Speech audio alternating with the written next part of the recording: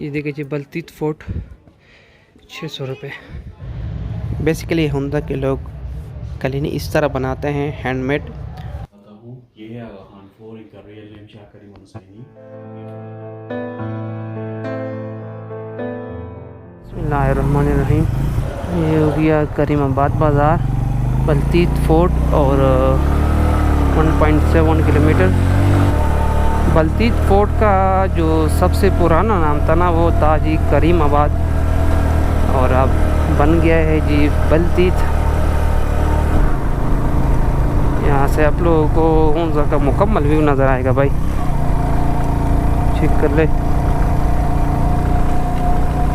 ابھی ہم نے التیت فورٹ دیکھا اور اس کے بعد انشاءاللہ اب ہم دیکھنے والے ہیں بلتیت فورٹ، اور بلتیت فورٹ کے بعد انشاءاللہ نکلیں گے ہم ہنزا سے اور آگے شندور ٹاپ کی طرف انشاءاللہ کنٹینیو کریں گے۔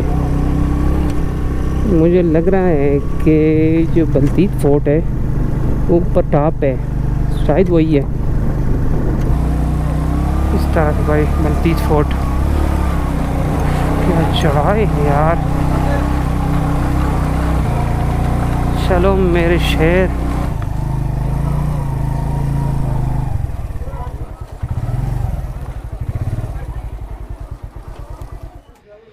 تو فائنلی یہاں سے انٹری ہوتے ہوئے وہاں سے ٹکٹ لینا پڑے گا بھائی آپ کو، اور ہم نے تو لے لیا ہے۔ یہ دیکھیں جی بلتیت فورٹ 600 روپے۔ تو یہ راستہ ہے جی، بہت ہی سخت ٹف راستہ ہے۔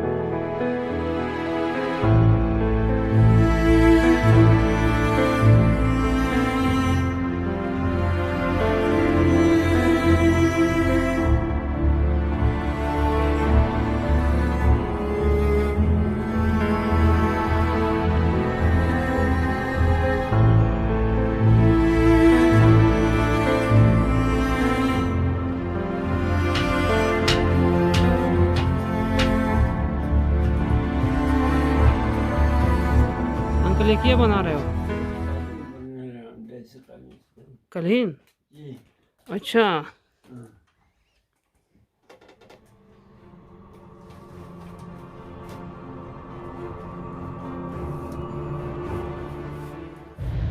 بیسیکلی ہندا کے لوگ کلینی اس طرح بناتے ہیں ہینڈ میڈ۔ اور جتنے بھی میں ہنزا میں گھوم کے پھر کے آیا ہوں اور جہاں بھی دیکھتا ہوں میں اس طرح کے قالین ہوتے ہیں، اور یہ لوگ خود بناتے ہیں، بڑی محنت کش لوگ ہیں اور زبردست قالین بناتے ہیں۔ اتنا نرم صاف ہوتا ہے کہ چھوتے ہی دل کو سکون ہوتا ہے۔ تو گائیڈ کو لے لیا جی، آگے گائیڈ ہے پیچھے ہم ہیں۔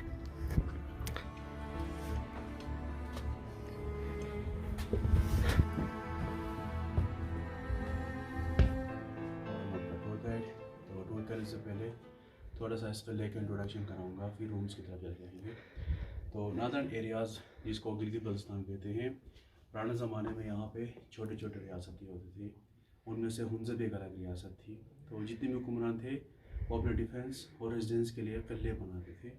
ہنزا کو حکمرانوں نے پہلے التت فورٹ بنائے، پھر اس کے بعد یہ بلتیت فورٹ۔ التت فورٹ جو ہے وہ 900 سال سے زیادہ پرانا ہے، تقریباً 1000 سال پرانا، اور یہ بلتیت فورٹ جو ہے 800 سال ہونے والا ہے۔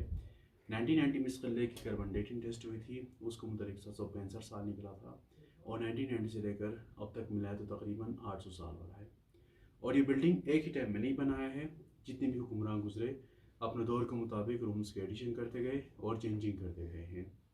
یہ قلعہ 1945 تک رائل فیملی کا ریزیڈنس رہا ہے، پھر 1945 میں یہاں سے شفٹ ہوئے، تو 1945 سے لے کر 1990 تک تقریباً 45 سال تک یہ قلعہ خالی رہا۔ اس کی ممکن دیکھ بھال ہونے کی وجہ سے کافی خراب ہو چکا تھا، دیواریں پلاسترز گر چکے تھے۔ پھر 1990 میں میر غضنفر علی خان جو کرنٹ میر آف ہنزا ہے، ان کی فیملی نے اس قلعے کو پبلک کے نام پر ڈونیٹ کر لیا۔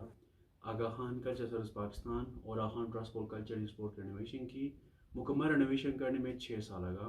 6 سال کے بعد دوبارہ اس کی اوپننگ ہوئی اور پھر اسمبلی 29 سپٹمبر 1996 میں ہوئی، اور اس سرمنی کو اٹینڈ کرنے کے زانس پرنس کریم آغا خان، فاروق احمد خان لغاری اور دوسرے بھی ممالک کے امبیسڈرز آئے، جس کو ان کے میوزیم کی شکل دی گئی۔ تو یہ تھی انٹروڈکشن۔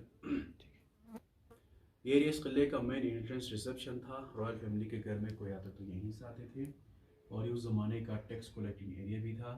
یہاں کے لوکل عوام سے رائل فیملی سالانہ گندم اناج کی شکل میں مالیہ ٹیکس دیتے تھے، اور یہ رقص کے نیچے اسٹوریجز ہیں، 3 وہاں پہ ہیں، 3 اس سائڈ پہ، اور یہاں سینٹر میں ایک ٹوٹل 7 اسٹورز یہاں پر ہے، ان میں سے ایک اوپن رکھا ہے۔ تو اندر سے گندم نکالنے کا دوسرا راستہ نہیں ہے، چھوٹے بچے یا پتلے بندے کے ذریعے سے یہیں سے نکالتے تھے۔ ٹھیک ہے، یہ بکیٹس پیمانے کے طور پہ یوز کرتے تھے، وہ پتھر کے ہانڈی اور یہ گھوڑے کا ذہن اور صدر، یہ تیر کمان ہنزا کا فرسٹ ویپن، ہنٹنگ اور ڈیفنس کے تیر کمان کا استعمال کرتے تھے۔ ٹھیک ہو گیا۔ چلیے جی اب آگے روم کی طرف چلے جائیں گے۔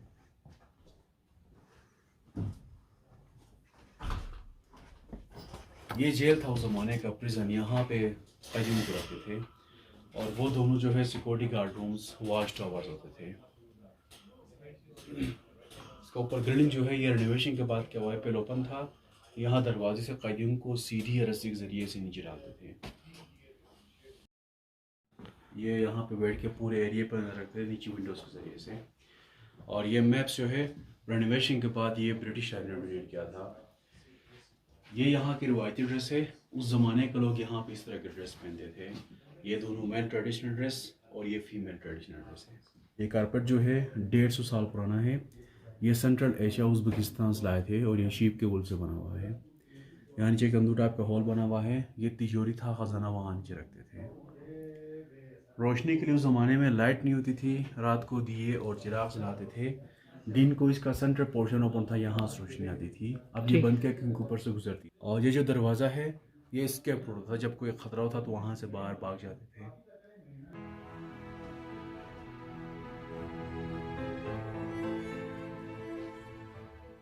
تو یہ جو ہے ایک شاہی کچن تھا، یہاں پہ کھانا بناتے تھے، یہ کچھ پرانے برتن ہیں۔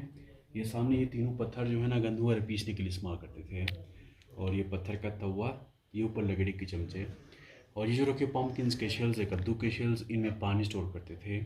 کونے میں ایک پلٹا کا برتن، اس میں لسی بناتے تھے، اس کے ساتھ ایک بکرے کی کھال ہے، اس میں بھی لسی بناتے تھے۔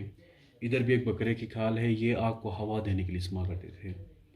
روشنی کے لیے اس طرح اوپن تھا، اور اس قلعے کا سب سے اولڈسٹ فیس 800 سال پرانا یہ چھت ہے۔ لکڑی کے اوپر دیکھیں نا بلیک کلر کا لیئر مانگے، یہ اسموک کی وجہ سے۔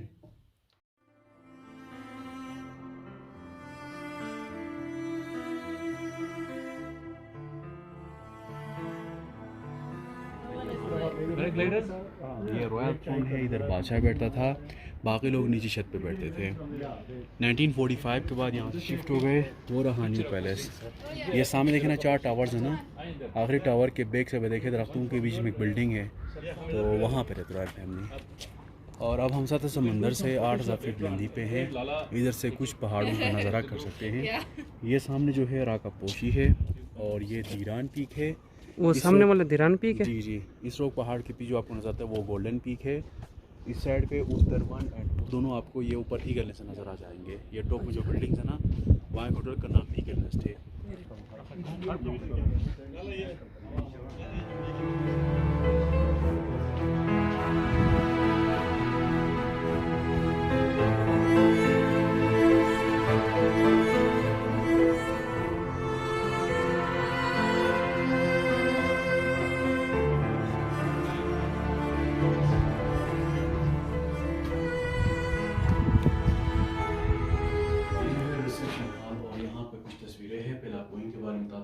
یہ ہے آغا خان فور، ان کا ریئل نیم شاہ کریم الحسینی، یہ 49 امام اسماعیل مسلم کا، اور یہ مولانا علی علیہ السلام کے نسل میں سے ہے۔ ان کا حکمرانوں کے ساتھ اور اس قلعے کے ساتھ کوئی ریلیشن نہیں ہے، یہ صرف مین ڈونر ہے۔ انہوں نے اس فورٹ کو ریسٹور کرنے کے لیے 80% ڈونیشن کی تھی۔ ان کا دادا پردادا اور شجرہ محمد صلی اللہ علیہ وسلم لاسٹ میں لگا ہوا ہے۔ اس طرف آتے ہیں ہنزا کے اوپر ایک ہی فیملی نے تقریباً 1000 سال تک حکومت کی ہے، ٹل 1974 تک۔ ان میں سے کچھ کے پکچرز یہاں پہ ہے۔ ان سے پہلے جتنے بھی حکمران گزرے ان کا جیونالوجی یہاں پہ ہے۔ یہ ہے میر غزن خان، میر شاہ غزن پروان، میر صدر خان ان کا بیٹا۔ 1891 میں یہاں پر جب برٹش آئے تو یہ شکست کھا کر چینا سنگھ جان کی طرف بھاگ چلا۔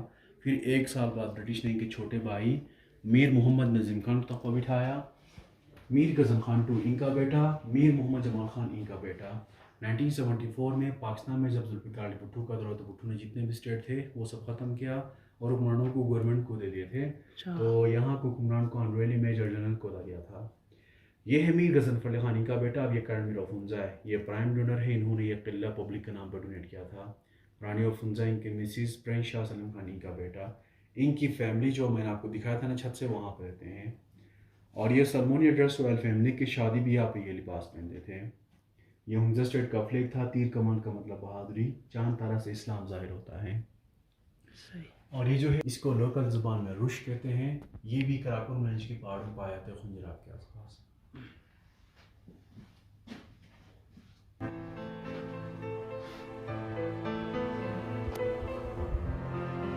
یہ جو ہے راجستھان میں بیٹھتے ہیں، زمانے میں بیڈ استعمال نہیں کرتے تھے، نیچے فرش پہ سوتے تھے گدے بچھا کے۔ اور یہ باہر تخت بچھانے والی مسند کی کاپی ہے۔ یہ تجارتی معاہدے ٹریڈ ایگریمنٹس ہنزا اور چینا کا فارسی اور چائنیز میں لکھا ہوا ہے۔ یہ سلنڈ کا ڈیزائن جو ہے 1911 میں یہ کشمیر سے لے کر کشمیری سلنڈ ڈیزائن ہے۔ یہ اسلام آباد میں اور کلرفل گلاسز کے ایڈیشن جو ہے برٹش کے دور کے ہیں۔ یہ ہنزا کا پہلا ٹیلی فون 1930 کے بعد انٹروڈیوس ہوا تھا۔ اور یہ جو ہے آخر حکمران کون سال میں؟ 1930 میں انٹروڈیوس ہوا ہے۔ ٹھیک۔ یہ آخر حکمران کی مسز تھی اور یہ نگر ویلی کی تھی، 2006 میں وفات ہوئی 98 ایج میں۔ یہ آخری حکمران اور وہ چھوٹا بچہ میر غزن فر علی خان 1950 کی تصویر ہے۔ اب یہ بچہ حیات ہے۔ باقی اوپر سارے جو ہے رائل فیملی کی ممبرس کی پکچرز لگی ہوئی ہیں۔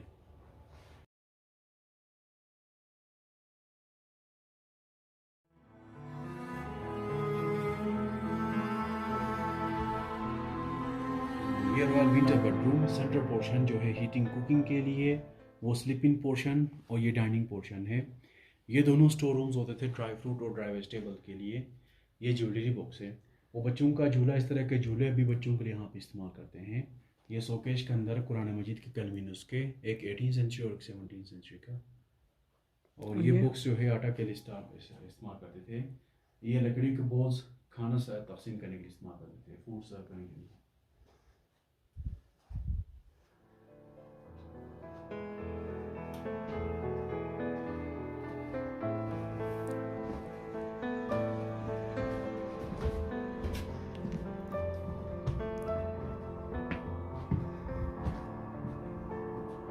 یہاں اندرونی دربار کرتے تھے موسم کی مناسبت سے، شدید گرمی یا شدید بارش کی صورت میں۔ یہ جو ہے میوزیکل انسٹرومنٹس اور یہ چائنیز کرنسیز ہے، 1920 سے 1923 تک استعمال ہوا ہے۔ اور یہ کارپیٹ جو ہے 200 سال سے زیادہ پرانا ہے اور یہ اونٹ کے بال سے بنا ہوا ہے۔ یہ رشین گنز 17 سینچری کے ہے، ہنٹنگ اور ڈیفنس کے گنز کا استعمال کرتے تھے۔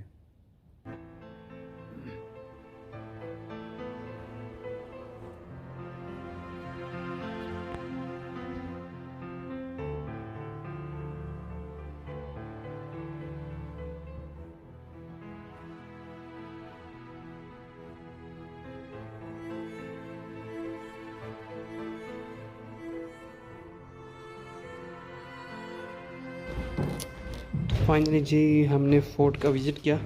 ایگزٹ راستہ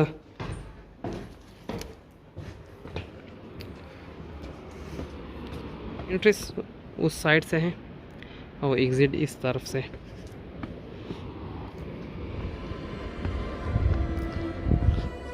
سر یہ کتنا سال پرانا ہے تو؟